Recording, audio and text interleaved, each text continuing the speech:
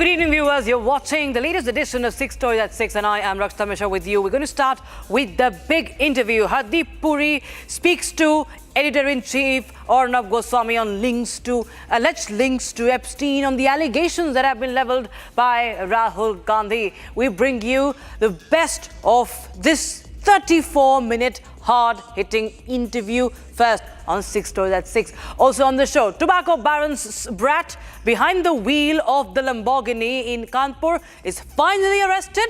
But guess what? He's released in barely 5 hours.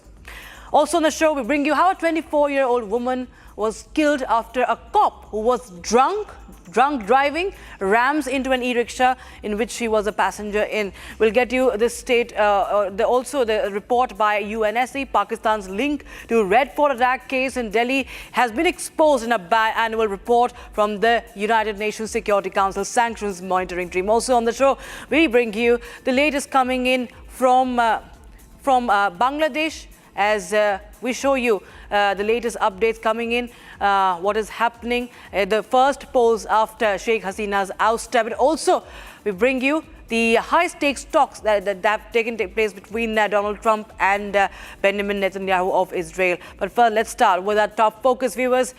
Republic TV, Republic Media Network Editor-in-Chief Arnab Goswami engaged in an interview with Hardeep Puri, the Union Minister. He questioned Hardeep Puri on his alleged links with Jeffrey Epstein, and Hardeep Puri defends his interaction, saying that he was unaware about his criminal records at that time and that he had just met him a few times in 8 years. Here's the statement. In the middle of a very, very hot parliament session, we're in the middle of a very volatile parliament session. A lot is being said, a lot is being exchanged, a lot of accusations are being made, privilege motions are being moved up. And you're right there in the middle of the action. You're not a traditional politician. You're a technocrat, bureaucrat. After 9 years of being a minister, you still don't want to allow me to be called a politician. I don't know what qualifies. Oh, well, yeah, I spent 39 years in the civil service, 4 years with an international think tank, and now here. So, but yeah, I'm enjoying this kind of. The politicians are believed to have thick skin. Well, but you didn't start off being a politician, so I presume no, but listen to me. No matter what you do, if you take it seriously, you try and do the best you can. The thickness of your skin is a direct reflection of the kind of people you deal with. Now, when I was a civil servant, I dealt with more benign people. But, you know, as a politician, I have to deal with the honorable leader of the opposition, and dealing with him and the likes of him, you end up developing a thick skin. In what way? In what ways? Because, you know, my view, Arnab, is that politics, the essence of politics is freedom of speech. The essence of freedom of speech is discourse. And the essence, core of that is participation. Therefore, if you have an issue, you raise it in Parliament, stand there, let somebody else respond to it. But, you know, earlier I used to describe his brand of politics as shoot and scoot. Now it is spit and fly. Now, if he wants to raise an issue, he is never there. I mean, when he's not traveling abroad and even Parliament is in session, sometimes he's traveling abroad when Parliament is in session. Today, the issue is different. If he thinks someone, a foreign government, has a chokehold on us because XYZ, he has to explain it. Now, going and doing a jiu-jitsu grip posture, so-and-so happened, mixing up apples and oranges, etc. I can tell you as a former trade negotiator, you know, I was a trade negotiator in the year of the Lord, 1981. If you talk about trade deals, this is one of the best phases in India's history. We've got 9 deals, one after the other. 27 members of the EU. We've got a trade deal with the United States. And he says India is sold out. Sold out. And sold out why? Farmers not protected, data not protected, this not happened, that not. Arey bhai, explain to karo. Padh to lo kya likha? Arnab, this is a framework agreement on an interim agreement. There is still stuff to be negotiated. And he's linking it to something in some file somewhere, something in some file somewhere. Somebody has a friend of yours has a case somewhere. The Prime Minister's mind is not wired to take pressure. I worked with the Prime Minister 9 years. I've been a member of his team, but I've had the privilege of knowing him earlier. And if there is any point of time, post-May 2014, our economy has gone from fragile 10th position to 4th position, going up. And it's shooting up. And he decides to echo somebody's view, it's a dead economy. He says, I decides to say, this is not right. Farmers are against it. Arey bhai, if you are serious about your profession, read what is there. My colleagues who are responsible for trade negotiations said, farmers' interests fully reflected. See what's in the joint statement. Somebody else puts out some sheet and then retracts it today. So all I'm saying is, our parliamentary democracy has two kinds of people who dedicate themselves for the Samaj Seva and the transformation of the country, and those who are casual about their work. You think you've been too indulgent with Rahul Gandhi in the last 10 years, and now it's sort of fraying at the seams? No, I think Rahul, Arnab, there is, when you talk about the honorable leader of opposition, I choose my words carefully, there are 2 points of views around, and these are not only in the party. One is that it's good to have a leader of opposition like him. Why? Because A, he provides entertainment value, is not able to pursue any issue seriously. He raises an issue and then he goes completely in another direction. So it's one issue today and then he'll raise it for about 6-8 hours, then they will go off the tangent and raise another issue. So there are some people who believe it. I personally believe that a government like ours, which has a mandate which is massive, which is in for Mr. Modi, the Honorable Prime Minister's on his 3rd term, we deserve a responsible opposition so that if there is some act of omission or commission we are committing, we should be able to correct it through constructive criticism. I believe in that. Does Mr. Gandhi, will he grow into that role? I don't think. I think it's late in the day. And the Congress party is imploding. There are people in the Congress party who say, kahan phas gaye? If the guys, by the time he finishes the leadership of the party, they'll be too old to contest election. So there's turmoil there. But as far as I'm concerned, I can only wish him the best of luck. And in the latest development coming in from the Kanpur Lamborghini crash case, today, finally, after 4 days, accused Shivam Mishra, who had been finally arrested after 4 days in the high-profile accident, has been granted bail on a personal bond of 20,000 rupees. While the police plea seeking his custody for further investigation was rejected. The arrest follows days of controversy, including claims, U-turns on whether he was driving or not. But Republic TV has been closely tracking this case, showing you every clinching proof. Here are the details on what has happened so far. Kanpur court has granted bail to a tobacco tycoon's son, Shivam Mishra, hours after he was arrested for crashing his Lamborghini into pedestrians.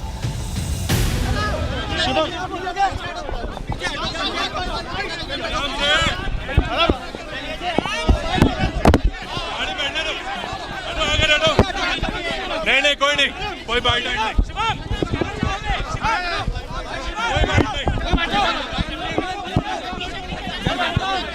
चलिए हम बात नहीं कर रहा है media से। हमने concern करने की कोशिश करी कि 4 दिन बाद अरेस्ट हुआ है, क्या घटना के दौरान वो नशे में था, क्या कंडीशन थी, कैसे एक्सीडेंट किया, क्योंकि अभी भी जो उसके वकील हैं वो इस बात को नहीं मान रहे। ये देखिए शिवम को अंदर बताइए, पूछिए चलो जाओ यार, हो गया जो मैंने साहब ने नहीं। 4 days after the Lamborghini crash in Kanpur, Shivam had finally been arrested and was sent to 14 days of custody. And within 5.5 hours, Shivam was released on a personal bond of Rs 20,000. The court rejected the police's application for judicial remand of accused Shivam. The court directed him to fully cooperate with the police probe and provide necessary documents, noting procedural concerns. Meanwhile, Republic went on to confront Mishra's lawyer, who tried to run away when posed with tough questions. वकील साहब साफ तौर पर video पे दिख रहा है कि शिवम गाड़ी से निकल रहा है, सिंगल ड्राइवर है, सब कुछ, उसके बाद भी इस कवर अप क्यों? वो न्यायिक प्रक्रिया है, सारा कुछ जांच का विषय है। जो भी आदेश होगा माननीय न्यायालय का, वो आपके समक्ष होगा कुछ देर। बिल्कुल ठीक है आपकी बात, लेकिन मोहन वाली थ्योरी क्यों यहाँ पर रखी? ठीक है अरे क्या लगता है अब आगे क्या सुनवाई होगी? अब आगे ठीक है नहीं जी, आगे क्या आज सुनवाई कैसी? तो देखिए साफ तौर पर जो वकील हैं वो हमारे सवालों से भागते दिखे। जब हमने उनसे पूछा इस पूरी घटना में कवर अप क्यों है, तो वो माइक के आगे से भागकर कोर्ट के अंदर चले गए। Shivam Mishra's lawyer claims that Mishra had been wrongly arrested by the police and maintained that he was not driving the car. Shivam को पुलिस गिरफ्तार करके लाई है। इसके बाद हम लोग देखेंगे। अभी जमानत प्रार्थना पत्र दे रहा हूँ, उस पर आर्गूमेंट होंगे। इसके बाद इन्वेस्टिगेशन में जो आएगा। पर आप लोग के द्वारा तो ये किया गया था कि शिवम इस घटना में नहीं था, बल्कि हाँ नहीं था, तो मैं आज भी कह रहा हूँ कि नहीं था। अभी भी आप लोग यही कह रहे हैं जी। तो अभी क्या है, शिवम को यहाँ पर गिरफ्तार करके पुलिस लाई है, तो वो गिरफ्तारी के बाद की प्रक्रिया पूरी कर रहा हूँ। अच्छा ओके, क्या शिवम को यहाँ से बेल मिलेगी? जी बेल मिलेगी शिवम को? बिल्कुल, जो विधि व्यवस्थाएं हैं माननीय उच्चतम न्यायालय की गाइडलाइन है। सत्येंद्र कुमार अंतिल बनाम CBI, अरनेश कुमार गोस्वामी बनाम स्टेट ऑफ बिहार में गाइडलाइन इस बात की दी गई है कि अगर जुर्म 7 ईयर से कम का है तो उसको जमानत दी जाएगी। सर वीडियो के आधार पर इसमें दिख रहा था शिवम गाड़ी चला रहा है, उसके बाद कल मोहन को क्यों पेश किया गया यहाँ पर? भाई मोहन गाड़ी चला रहा था, लेकिन वीडियो तो दिखा रही है। अरे भाई वीडियो दिखा रही है, वीडियो का कोई पुलिस ने भी अपने बयान में बोला, कमिश्नर ने खुद ये बोला। पुलिस का अपना काम है, कमिश्नर खुद दावा कर रहे ये हैं पुलिस का अपना काम है। Meanwhile, senior police officers maintain that all evidence, including videos showing bouncers pulling Shivam from the driver's seat, points to him as the person behind the wheel. देखिए, सूचना प्राप्त हुई थी कि वो कानपुर आया हुआ है। इस सूचना के आधार पर हमारी टीमें सक्रिय हुई और समग्र प्रयास करते हुए उसको गिरफ्तार किया गया है और गिरफ्तार करके माननीय न्यायालय में प्रस्तुत किया गया। 5 टीमें लगाई गई थी गिरफ्तारी के लिए और उन टीमों ने अच्छा काम करते हुए गिरफ्तार किया। The Mishra family, on the other hand, insists that Shivam suffers from epilepsy and denies allegation of speeding or intoxication. A deadly crash, serious questions, and yet bail within hours. The optics are stark. When such blunders end in swift relief, it inevitably raises doubts about whether influence cushions the fall for the privileged. Now, a 24-year-old woman was killed after a car that was being driven at a high speed by an allegedly drunk police head constable rammed into the e-rickshaw she was on. It threw her onto the road and subsequently just mowed her down. According to police, the impact of this collision caused the woman to fall onto the road, and after which the car went out of control and ran her over. She was taken to a government hospital where the doctors declared her dead. Here's a detailed report. A young 24-year-old Nikita Bajaj, along with her brother, was on her way from work in Gurugram to her home. They boarded an e-rickshaw from near Kalipaltan Bridge in Ambala. However, they would never make it back home. Amit, a police head constable who was allegedly drunk driving, hit the e-rickshaw from behind. And after all of that, his concern? Scratches on this car. मैंने कोई गलत काम नहीं किया। मैंने अपनी गाड़ी रोकी इसलिए कि इसका बचाव करूं। वो मेरे एक्सीडेंट कर लगी, मेरी गाड़ी भी जब भी लगी। अच्छा मेरी गाड़ी भी लगी। Yesterday around 9:15 p.m. he just rammed the e-rickshaw in which the 24-year-old Nikita Bajaj was going back to his home. So near the Kali Patan bridge, the police cop named Amit Kumar just ran from behind, and the 24-year-old Nikita was flown away, and she got fallen from the rickshaw. The e-rickshaw quickly went off balance and Nikita fell down on the road.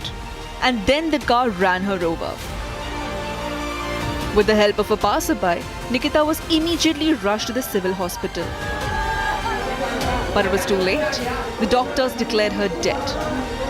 और लड़की के ऊपर चढ़ा दिया। तब हम बहुत आगे जाके रुके, रिक्शा वाले हम आगे जाके रुके तो 4 सवारियां भी हमारे पास, 3 सवारियां जो पीछे बीच में बैठी रह गई थी। तो हमने दोबारा वापस जाके देखा, वहाँ पर बहुत भीड़ इकट्ठा हो गई थी। तो इतने में बस लड़की जब वहाँ पे तो सांसें चल रही थी और यहाँ पर आके पता चला कि लड़की पूरी हो चुकी। A case is registered under various sections of BNS the same night of the incident. अगर वो नशे में नहीं चलाता, अगर कुछ और ले लेता, नहीं आता तो बच जाती, 100% चांस से बच जाती। अगर वो टाइम पे ब्रेक भी लगा लेता तो भी बच जाती, क्योंकि टक्कर लगने के बाद आपने कट लिया है तो उससे बढ़िया आप टक्कर लगने पे ही ब्रेक लगाता। तो गाड़ी तो स्लो हुई थी, दो व्हीकल की टक्कर होगी तो हल्की सी गाड़ी पे तो इम्पैक्ट आएगा ही। Every action is equal and opposite reaction. तो उसके करके आप उस टाइम पे ब्रेक लगाते तो भी शायद उसके कहते बच जाती, या एक टायर चढ़ता। अगर उससे नहीं संभली तो भी एक टायर चढ़ता। दोनों टायर चढ़ाने के बाद 150 मीटर गाड़ी आगे जाके कहीं बजी है, ये मतलब तो नहीं है आपने ब्रेक लगा दी थी। वो तो गाड़ी कहीं लग गई तो रुक गई, नहीं लगती तो नहीं रुकती। The accused has been taken into custody by the police.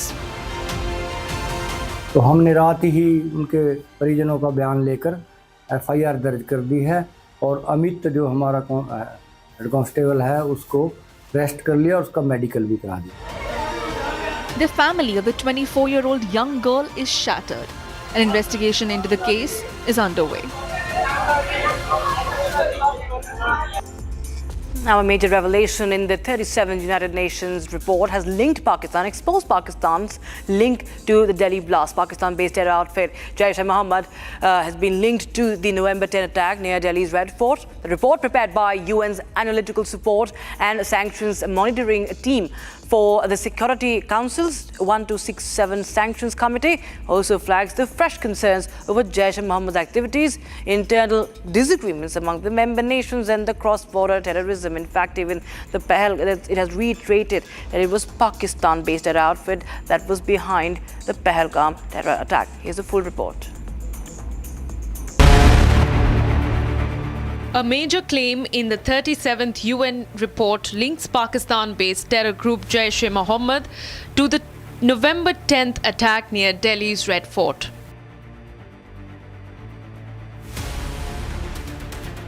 The report states that one member country informed the United Nations that Jaish claimed responsibility for the attack, which killed 15 people. The report also reveals that on 8th of October, Masood Azhar announced the creation of a separate women's wing for the Jaish-e-Mohammed named Jamaat-ul-Muminat. Among the UN member states, one country says that Jaish remains active, while another describes the group as inactive. The report also mentions the April 2025 Pahalgam terror attack in which 26 civilians were killed. The Resistance Front, a proxy for Lashkar-e-Toiba, is held responsible for the Pahalgam attack. 3 suspects were later killed on the 28th of July in 2025 under Operation Mahadev. Post the Pahalgam attack, India struck terror hideouts in Pakistan, triggering 4 days of intense military operations. The latest UN findings once again raise serious questions over cross-border terrorism and the operational status of banned outfits. And now shifting focus to Bangladesh, where voting in a high-stakes general elections, the first time since August 2024, student uprising that toppled Sheikh Hasina's government is happening, with a BNP-led alliance and Jamaat-e-Islami bloc battling across 300 constituencies. Each vote is being seen as a defining moment for the country's political future. Here's a lowdown.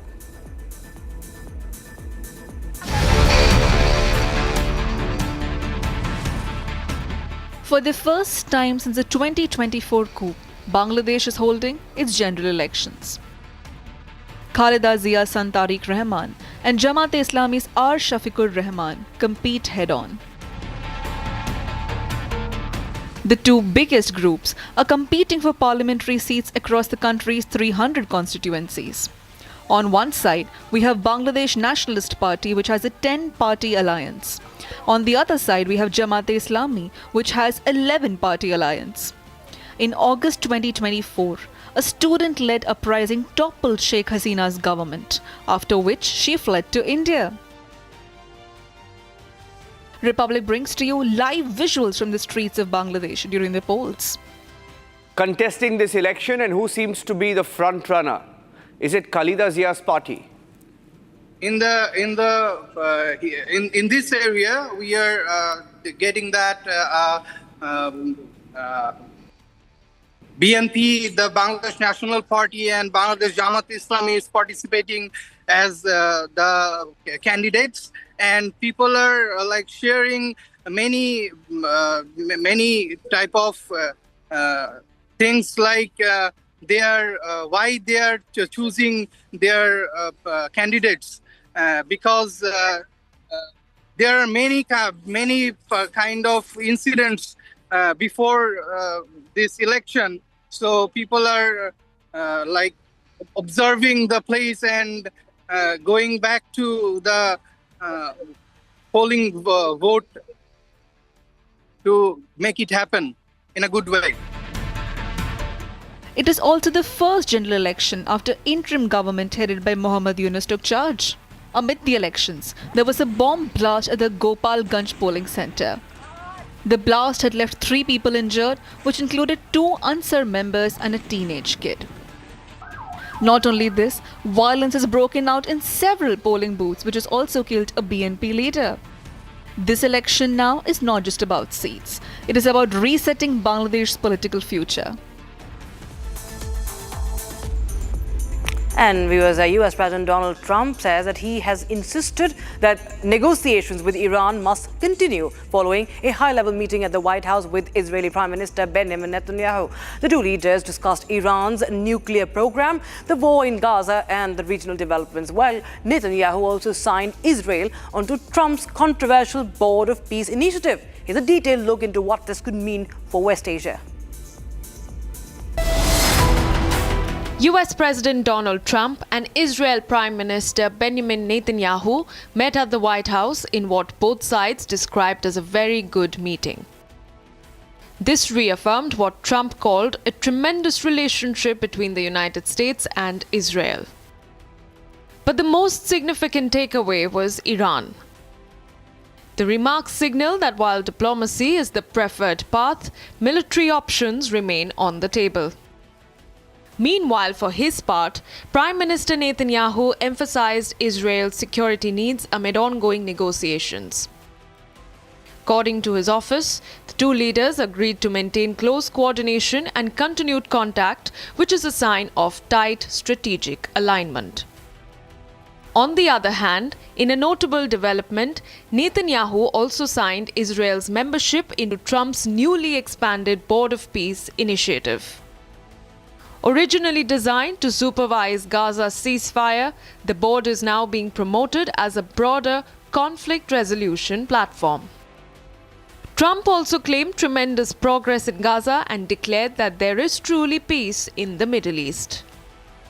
However, Trump's statement comes amid continued reports of Israeli strikes in Gaza following the US-brokered ceasefire. Whether renewed negotiations with Tehran will produce a deal or escalate tensions once again remains to be seen. For now, Washington says talks will continue. And that's all we could pack in this edition of 6 Stories at 6. We'll be right back with the breaking news at 6:30. Thanks for watching.